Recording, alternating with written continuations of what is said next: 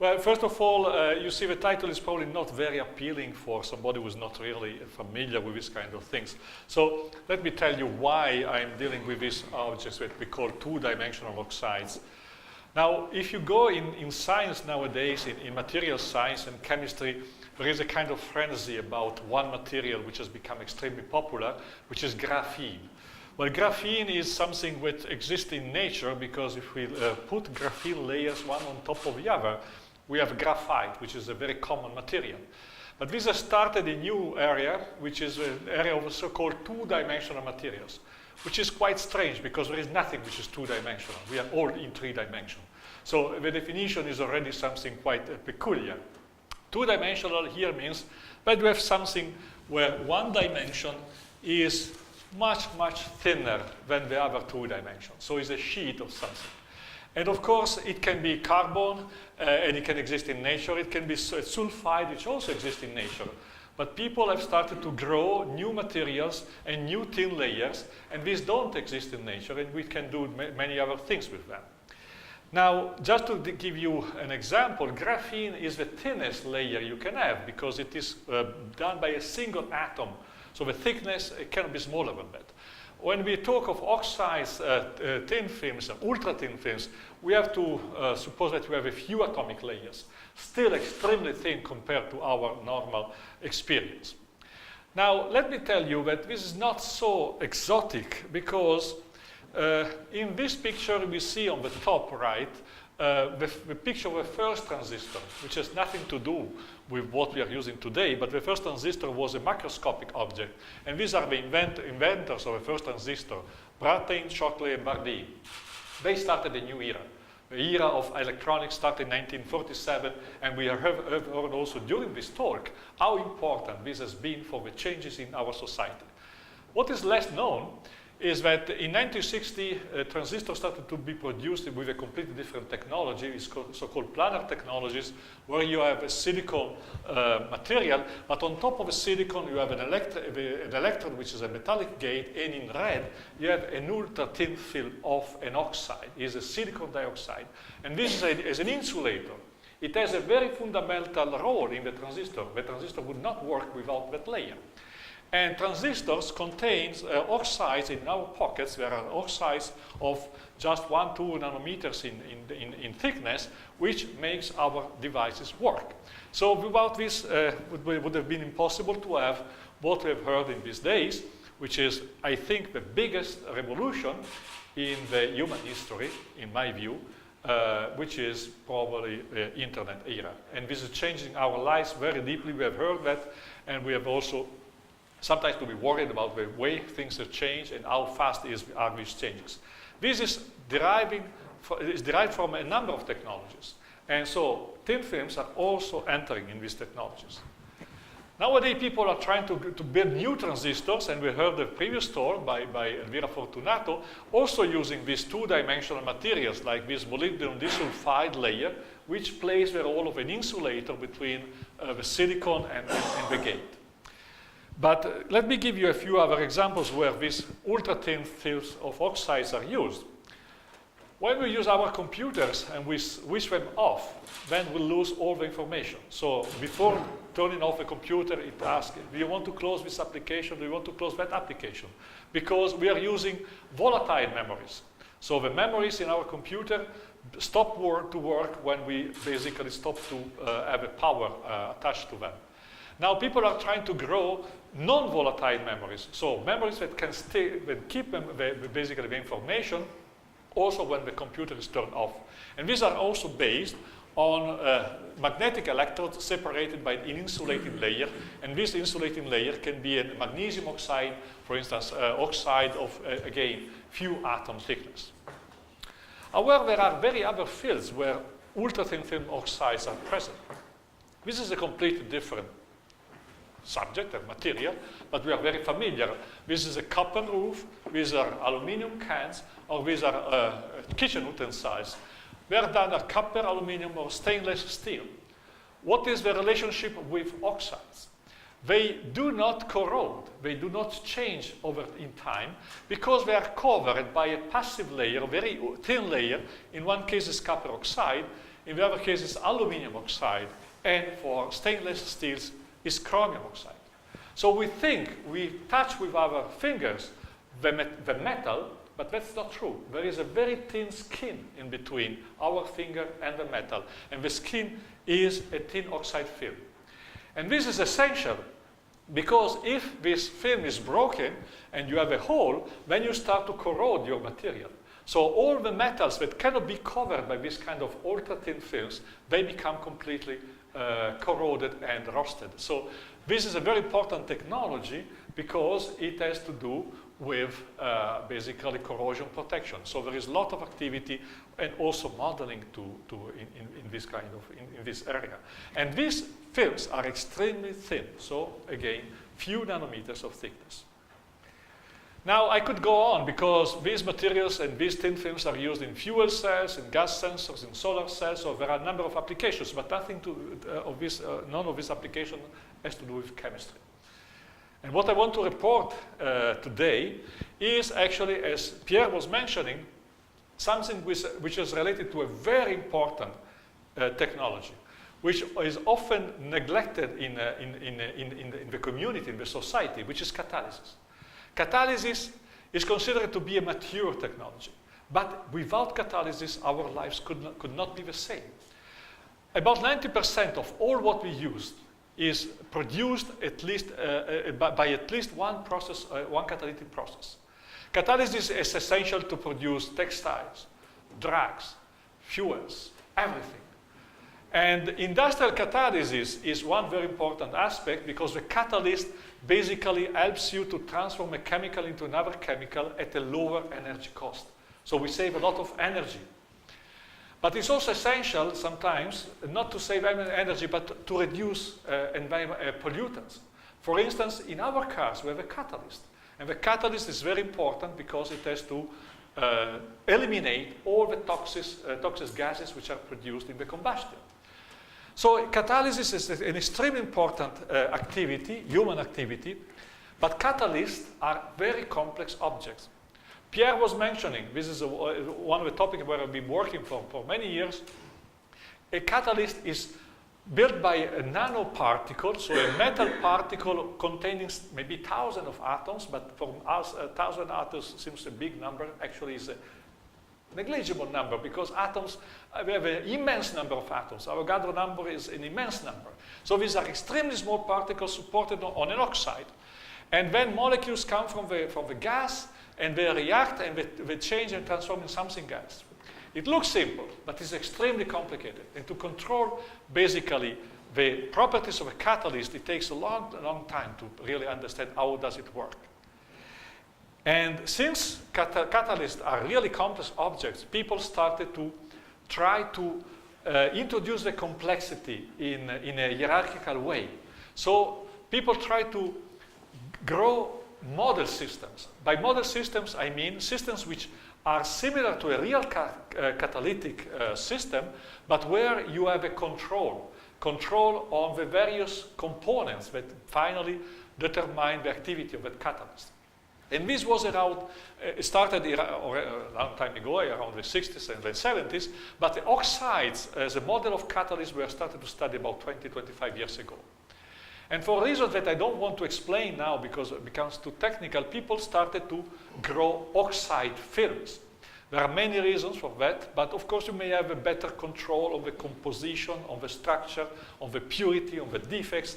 So people started to grow this kind of special systems that I described before, oxide films on a metal support, and then to deposit on top of that the metal particles. So what is our role in this business? I am not an experimentalist. I am a theoretician. So what we do every day, all the day, even overnight, I would say 7 days a week and 365 days a year, we solve an equation. We solve a Schrödinger equation. And when I say we do it day and night, it's really true. Because the Schrödinger equation is very complex to be solved. And we have computers to do that for us. And the computers are running all the time. But the Schrödinger equation was introduced in 1927 by this guy, Erwin Schrödinger. It is complex, but if you can solve it, you have a very powerful system to predict the properties of matter, molecules, liquids, solids, without any empirical parameter. So it is called first principle because you solve and you only use the information about the fundamental constituents of matter, the electrons and the nuclei. And we use a specific technology to solve this equation, which is called density functional theory, but I don't want to tell anything about that. But just to tell you that we are producing ideas and concepts that then have to be proven and verified experimentally. And what I want to tell you is a story, because in this context of studying atoms and clusters and particles on oxides, I had a student a few years ago, about 10 years ago, and I gave him a problem, and I told him, look, this is going to be a boring problem, but you know, sometimes we also have to look at boring problems.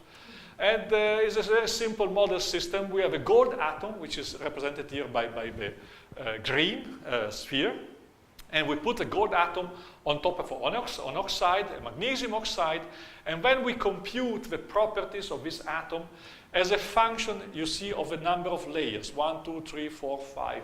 It means numbers of oxide layers. And we compute the binding energy, which is the first column, so it's the strength of absorption, and the distance, which is what's called R. And of course, in an oxide, you have two possible absorption sites. You have oxygen or you have magnesium. Now, you immediately realize one thing. The properties, they converge very rapidly. So after 2, 3 layers of oxide, basically nothing changed. You can go on and compute 10 layers and 20 layers and 50 layers, nothing changed. This is what we call the bulk oxide. So it's basically the representation of the real oxide. Now, the other interesting thing, you immediately notice that the absorption energy in the case of oxygen is 1 electron volt, so a unit of energy, is twice as much as on magnesium.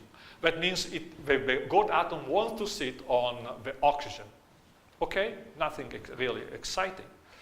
Except that then we did the same kind of calculations, the student did the same kind of calculations, but not for a non-supported film, but for a film supported on a metal. So we repeated the same kind of calculations, but under the oxide there was a metal, which is what you usually do when you grow these films. And here was a big surprise. First of all, we noticed that by changing the number of layers, the properties were not converging. You see here, basically, the numbers are stable after 3 oxide layers. They're changing, and they're not converging. But even more surprising was that by using the same atom on the same oxide, but having a metal underneath, the binding energy, so the absorption, the strength of a chemical bond on the magnesium side was stronger than on the oxygen side. It's a completely different behavior. Well, when you see this kind of results, there are usually 2 possibilities. Either you have made a discovery, or there is a mistake in the calculation. Most of the cases is the second one. But of course, we wanted to be sure, so we spent almost a year to check these results. And finally, we get convinced that this was true. So we tried to analyze what is really going on. And with the help of experimentalists also, we analyze first of all what happens when you have a gold atom on top of a magnesium oxide without any metal under the film. And to make the story short, the gold atom remains neutral. It doesn't take any charge. It doesn't give any charge. For chemists in the audience, you can clearly see the spin density on the gold atom, and this is an electron spin resonance that shows that this is true. However, when we look at our calculation for the second case, where the gold atom was sitting on this thin film or on a metal, we got very clear evidence that the gold atom was no longer neutral. It got an electron from the support and became an anion, which means negatively charged. So if you change the chemical nature of an atom or of a molecule, everything changes. And having an anion also became clear why it wanted to sit on magnesium, which is a cation, and not on the oxygen. Of course, the question was how this is possible, because oxides are insulating. This was already mentioned by Elvira in his first talk today, and this is exactly why these layers are used in these transistors. They are insulating. What does it mean? Electrons cannot go through. And an insulator is, in classical physics, or if I want to cross this wall, then I have an infinite potential. There is no way I can go through the wall without damaging myself, let's say. But of course, we are dealing also with quantum phenomena. And in quantum physics, if you have an electron can behave completely differently. And it can cross a barrier. It's a phenomenon which is called tunneling effect. It has no counterpart in the real world, or let's say not the real world, in the macroscopic world. It's very difficult to understand. But so we had the evidence that something was happening because we have a metal, we have an insulator, which is the yellow part, and we have an adsorbate. And so we had the evidence that electrons was moving from the metal to the adsorbate. But this can only happen if we have an ultra-thin film. Because this is something where you can have this famous tunneling effect. Just to tell you what is this tunneling effect, let's go back quite some time. 1982, these two guys, Binning and Röhrer, they were working at IBM in Zurich. And they had a fantastic idea, really one of those ideas were very difficult to realize, which was based on this tunnel effect, which is a very strange effect. They decided to build a microscope. And indeed, they published this paper in 1982, and they got the Nobel Prize in 1986, just 4 years after this discovery. What is this object? Let me tell you in a moment and what is the relationship with what I told you before. So the microscope, scanning tunneling microscope is based on a very thin tip, which is atomically shaped at the end of the tip. You bring the tip very close to a surface, but in between you have vacuum, and vacuum is insulating. However, if the tip is close enough to the surface and the surface is conducting, then you have electrons going from the tip to the surface or the other way around, and you can move the tip on top of the surface and you can get information about the surface. If you just want to see on a different view, by scanning the surface with this tip, which remains at a very close distance, electrons are tunneling from the tip to the surface, you get an image. So this is exactly the same effect that we use to explain our charge transfer, our electron transfer from the surface of magnesium oxide to the gold. But that was a purely theoretical information, so we had to prove it. And fortunately, we had this very nice collaboration with a group of I.O. Freund in Berlin. And they did the experiment. They deposit gold atoms on ultra-thin layers of magnesium oxide, on grown on silver, and just to test and to check, they also deposit palladium atoms. And this is an STM picture. It's a microscopy where it allows you to see the atoms. The bright spots are single gold atoms. It's incredible because if you think, until 20 years ago, it was impossible to see an atom, and these techniques tells you exactly where atoms are sitting. Now, this was the experiment, but we had to demonstrate that there was a charge transfer, and I don't want to go into details now, but looking at the shape of the image in the scanning tunneling microscopy, then we got the proof that the gold atoms deposited on our magnesium oxide films were negatively charged, and this is due to this special ring around the gold, which is a gold minus. In other words, this was proving that this electronic transfer had taken place. Now, why gold? Let me tell you why gold. Gold is chemically inert. So we know we go to museums, we can go to Cairo Museum, maybe see Tutankhamun, beautiful gold objects taken from the tomb of Tutankhamun or other things, and gold didn't deteriorate over thousands of years. And interesting enough, that's not because it gets covered by an oxide layer. If you touch a piece of gold, your fingers are getting directly in touch with the metal. It's because gold is completely inert. Except that about 30 years ago, a Japanese chemist, Aruta, he found that if you take gold and you make it nanostructural, so you make very small particles, then it becomes chemical active. And you can even produce catalyst. And in fact, without going into details, if you want to convert carbon monoxide to CO2 and you use gold powder, so bulk gold metal, you have to go to relatively high temperatures. If you take an oxide, you have also relatively high temperatures. You put gold nanoparticles on an oxide and you go to very low temperatures. So you produce a very active catalyst. However, you have to really produce truly small particles, and we are talking of 3 nanometers, 2 nanometers, extremely small.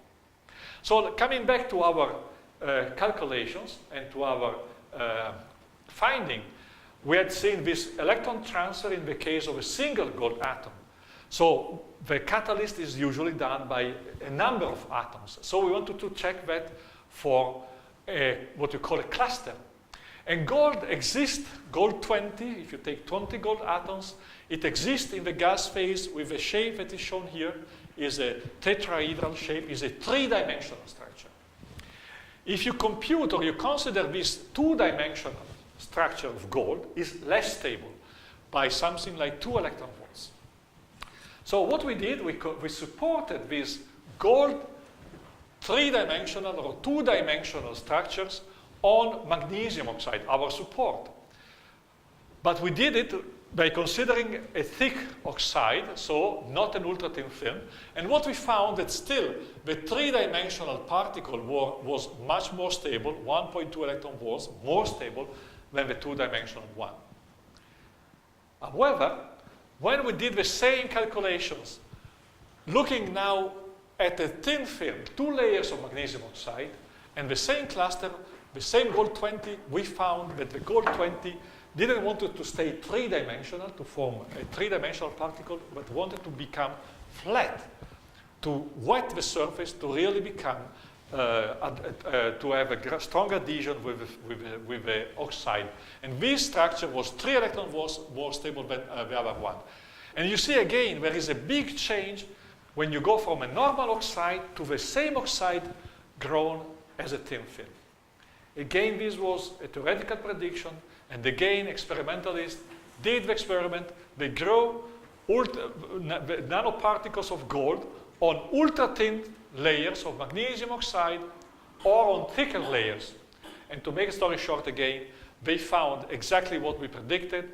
So the oxide plays a very important role. If it is very thin, electronic charge is transferred to the oxide, to the gold, and the gold becomes flat. If the film is thicker, then electrons cannot go through anymore because the tunneling effect is suppressed and the particle remains 3-dimensional. So there is a charge transfer which changes the shape of the particles. Why is this important in chemistry? Let me give you only one example which is related to this specific topic. Now, this is an experiment which was done by a group of Uliites in Munich, because we have a very special instrument. We can deposit specific clusters of a given dimensionality. In this case, it was gold 20, exactly the cluster that we computed. And what they did, they computed the reactivity of this cluster. And these curves, which is a temperature programmed desorption, but only tells you that something is happening. And you see that there is a flat line on the top, because if you have only magnesium oxide film, so the only oxide, nothing happens. It's not a catalyst, it's inactive. However, if you deposit gold 20, exactly this cluster, on a very thin oxide film, 1, 2, or 3 layers, you have reactivity, and you form CO2 starting from carbon monoxide and oxygen. This is the meaning of these peaks. However, if you grow a thicker film, like 10 monolayers, you change the chemistry because the CO2 is produced at a different temperature. So the message is not only the shape and the size of the cluster that plays a role, but also the thickness of the oxide. Now, why this is important? Because what we are aiming to is to control the properties of very small particles of metals on an oxide. This is called nanocatalysis. Nano because everything is nano-dimensional. There is a lot of evidence nowadays that you may change the chemistry by changing the size of a cluster by single atom. For instance, you may have a gold 6 cluster which is inactive. You add a couple of atoms, it becomes active. Or you may have a neutral cluster which is inactive, and you charge it by transferring electrons, it becomes active. So this is basically the idea which is behind our findings.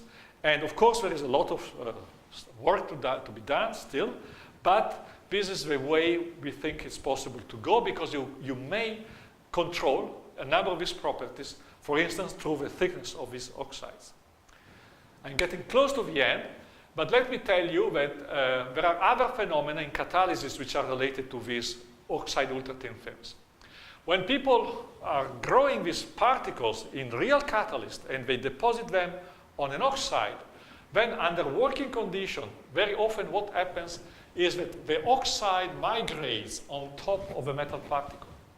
And what becomes active in the catalytic activity is not the metal itself. A very thin oxide layer which is formed during the catalytic activity.